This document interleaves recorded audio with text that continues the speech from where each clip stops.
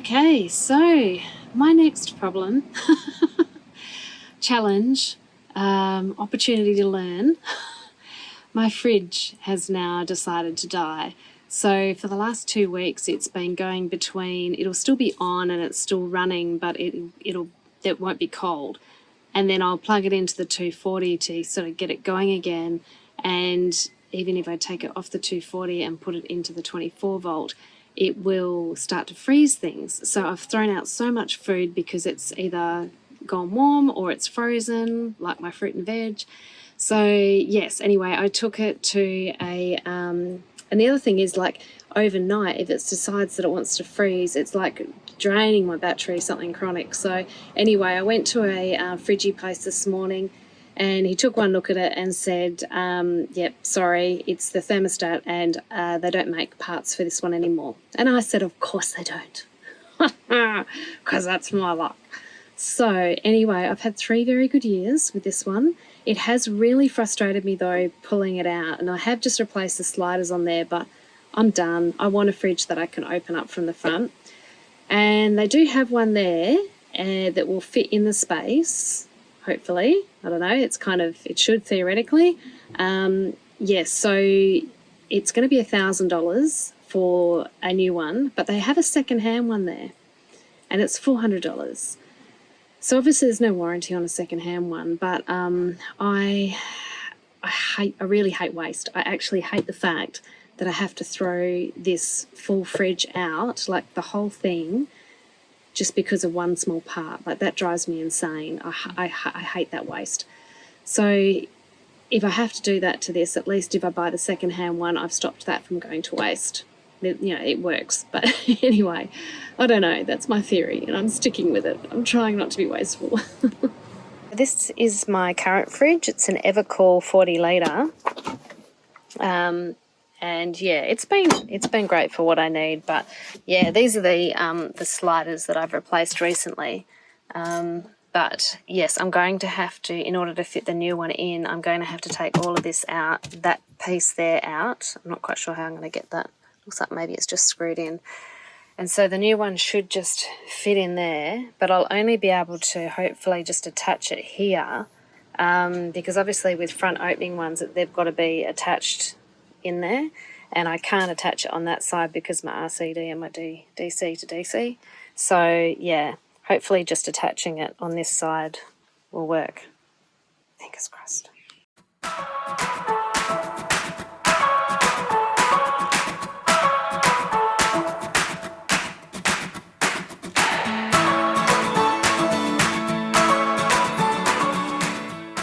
Okay, so I've gotten those out, but this one here, I've taken the screws out, but it must have some liquid nails or something in there. So we'll just jimmy it a little bit. I love this screwdriver. I might have to put this down.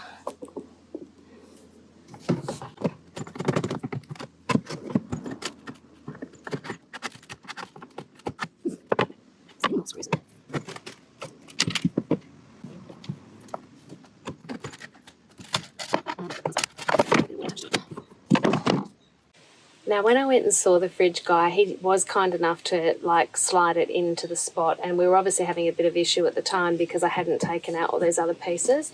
But I've just redone the measurements, and yeah, it'll come just underneath this little block of wood here, so I don't need to take that out. And it will slightly protrude from this area, but my other fridge was anyway. So there's still plenty of room next to my you know what I've just thought though? So obviously with a front-facing fridge, the exterior of the front is bigger than the interior at the back that goes in the installation space. So whilst it'll leave room with my RCD switch here, I think the front interface of it might overlap. Let me just check that. Okay, so I've just checked, and so what will happen is, so whilst the back of the fridge behind the face will insert in there and it will come to about here with my RCD switch, the external will come to here. But that's okay, because I could actually just slide my hand behind and then flick that switch if I need to. So yeah, And, you know, if I need to get to this stuff later on, it's okay. I can just unscrew the fridge on that side and take it out. So let's go and get my new secondhand fridge.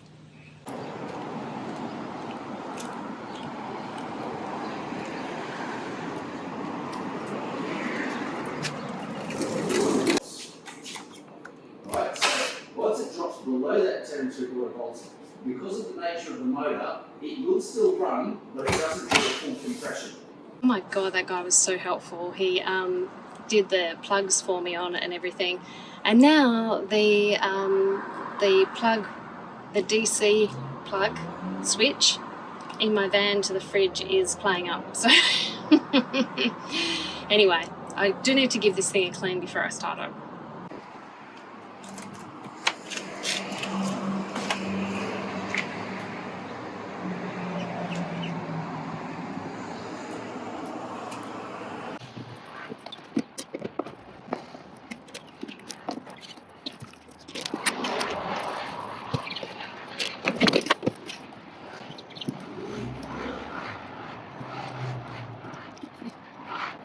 So I think I've just figured out why my fridge went bust. The actual switch itself is all burnt out. So I don't know whether that's because of the new inverter that I got put in, because it's a lot stronger. I have no idea. Anyway, I think I'm going to have to see another Sparky. I don't want to plug the new fridge in now in case I burn that out too. Let's see here. This is my fridge switch, and the two below there are all burnt out. So, yeah. Cleaning time.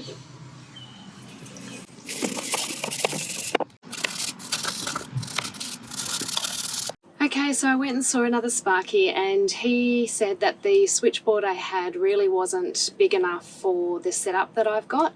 So I wound up getting him to install a new one, which is looks more industrial, bigger switches, and that cost me about $400 all up to get him to install it, because the switchboard itself was about $220, I think.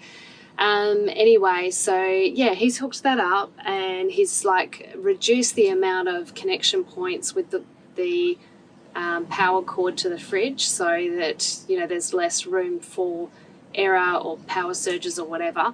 But yeah, I do love my new fridge. Like, I'm so, it was a blessing in disguise that it all happened, because it's just so much easier having a front opening fridge. Yeah, so I'm kind of glad it happened, even though it's just more money.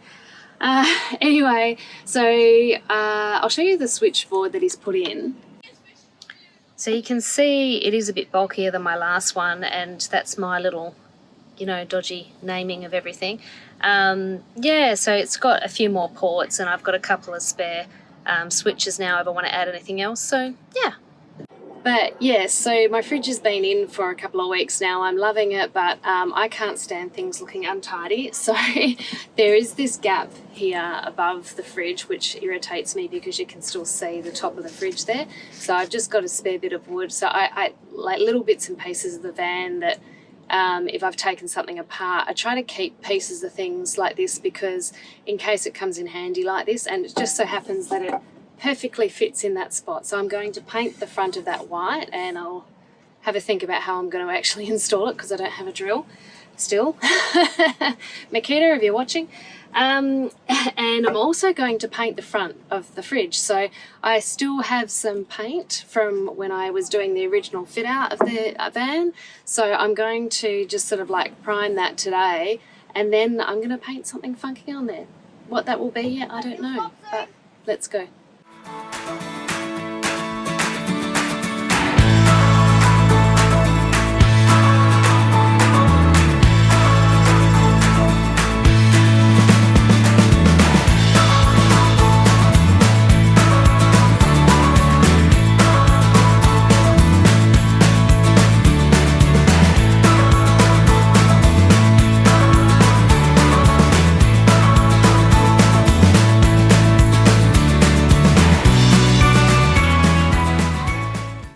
So I'm really happy how that white turned out on the fridge. It looks so much better now when you come into the van. So the last thing left to do is to put my bit of white wood in here, And I'm just going to use liquid nails for that because there's no load on that wood, so it should I just need it to stick there. And the bits of wood that are sort of like here and here, they're very thin, and so it's just chipwood really, and I don't want to drill into it. So yeah, I'm just going to use liquid nails, and I'm doing it first thing in the morning because this stuff really smells, and when you like close the van up, it's not good. So yeah, let's do it.